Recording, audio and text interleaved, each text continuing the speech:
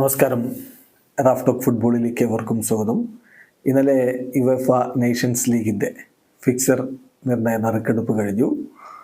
അതിൽ Portugal league എയിലാണ് വരുന്നത്. മികച്ച പോരാട്ടങ്ങൾ അവരെ കാത്തിരിക്കുന്നു.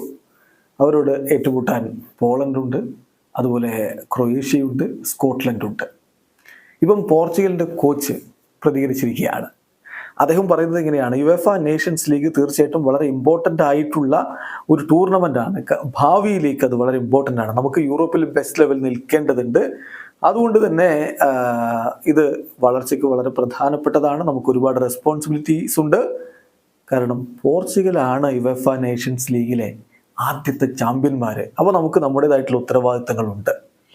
തീർച്ചയായിട്ടും ഇത് വളരെ എക്സൈറ്റിംഗ് ആയിട്ടുള്ളൊരു ഡ്രോ ആണ്. മികച്ചൊരു ഗ്രൂപ്പാണ്. നമുക്ക് നൈസ് ഡ്രോ എന്നൊന്നുമില്ല, എളുപ്പത്തിൽ കയറി പോകാവുന്ന ഡ്രോ എന്നൊന്നുമില്ല. ഇമ്പോർട്ടൻ്റ് ആണ്, നമ്മൾ ഇമ്പ്രൂവ് ആവുക എന്നുള്ളതാണ് ഇമ്പോർട്ടൻ്റ്. ക്വാളിഫയിങ് സ്റ്റേജ് ഇപ്പോൾ നമുക്കറിയാമല്ലോ, 2024 യൂറോ കപ്പിൻ്റെ ക്വാളിഫയിങ് സ്റ്റേജിൽ നമ്മൾ ഒരു തരത്തിലുള്ള പ്രശ്നങ്ങളും ഇല്ലാതെയാണ് കളിച്ച് കയറി വന്നത്. ഇനി നമുക്ക് വിജയിച്ചുകൊണ്ട് തന്നെ മുന്നോട്ട് പോവേണ്ടതുമുണ്ട്.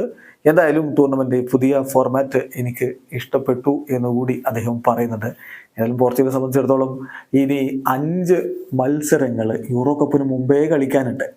അതിനുശേഷം സെപ്റ്റംബർ മുതലാണ് യുവേഫ നേഷൻസ് ലീഗിലെ മത്സരങ്ങൾ വരുന്നത്. വീഡിയോ അവസാനിക്കുന്ന ഫുട്ബോൾ ലോകത്തെ കൂടുതൽ വിശേഷങ്ങളുമായി റാഫ് ടോക്സിൽ വരാം.